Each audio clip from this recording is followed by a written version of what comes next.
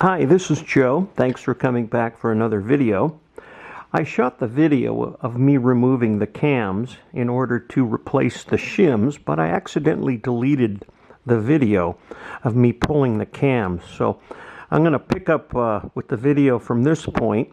Later when we put the cams back in, you can just reverse the process. But I have some video footage of me checking the cams, measuring the shims, and getting the proper shim replacements. So let's go ahead and pick up with the other videos, and I'll see you at the end.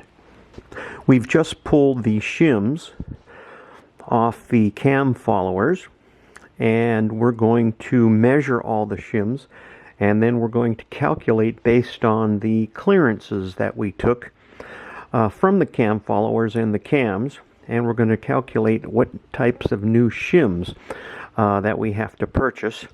We found that the intake and exhaust valves, we need to increase the clearance, as what happens over time when you operate the engine, the valves start to wear and sink down into the valve seats, and as a result your clearances get tighter and tighter. So we're going to have to purchase some shorter shims or thinner shims. So let's go ahead and we're going to measure the shims. We're going to write down all our measurements, and we already have the clearances written down as well.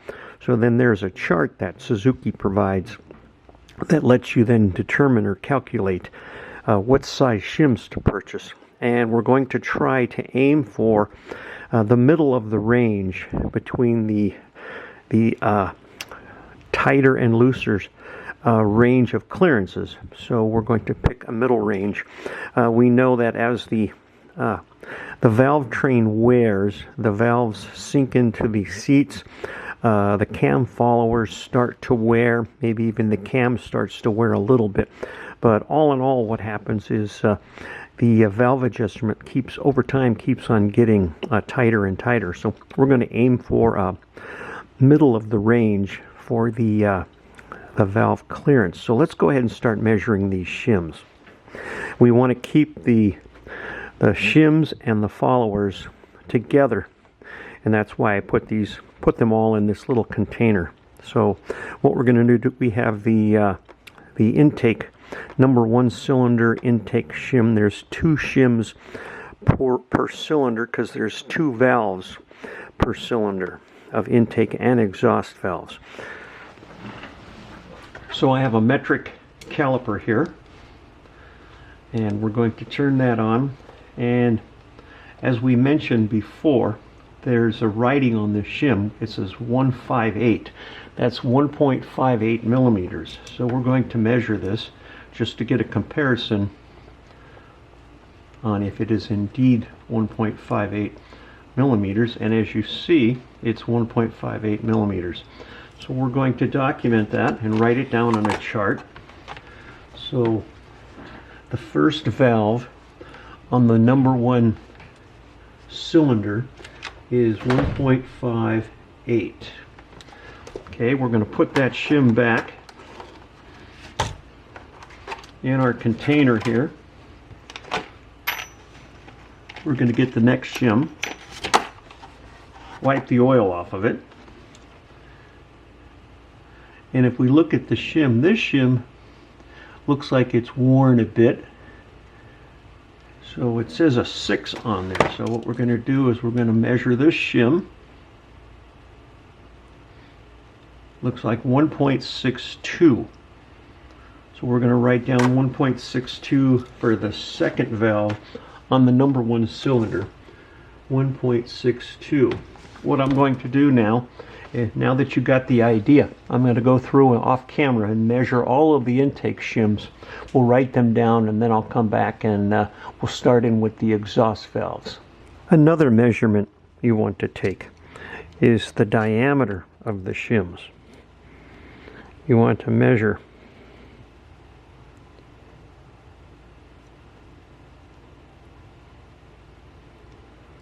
because when you go to purchase new shims, you want to make sure you get the proper diameter, because inside of the cam follower there's a little ridge that the shim fits into. So as you see here, we're about 7.47 millimeters in diameter. So you want to make sure you order the proper diameter shims as well as the proper thickness of the shims. So we've measured all of the shims, both intake and exhaust. Here are the measurements I have written down for the exhaust, and here are the shim thicknesses for the intake. Now what we can do is we can consult the chart that Suzuki provides, and we can then calculate what new shims we need to order based on the existing clearances and based on the current shim thicknesses for each valve.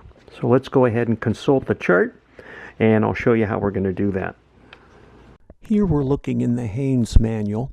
This is the chart for the intake valves.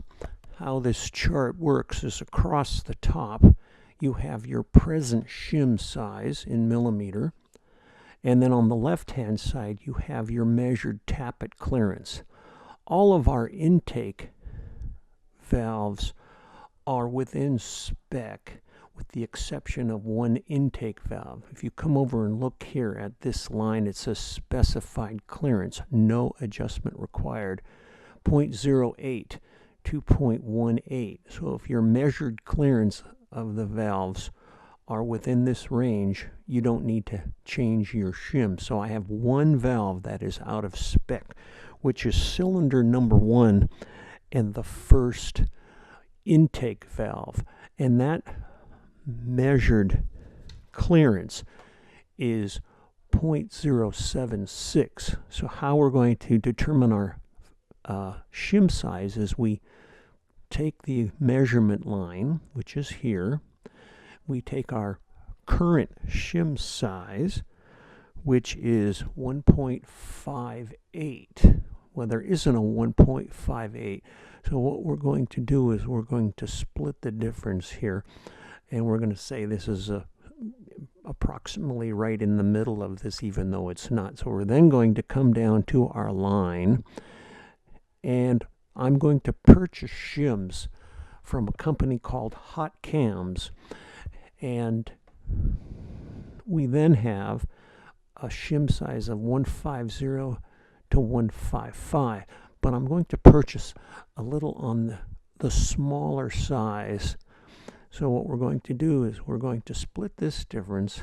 We're going to come down, and we can't choose a shim in this size, so we're going to pick the 1.50 shim. That's the shim that we're going to order.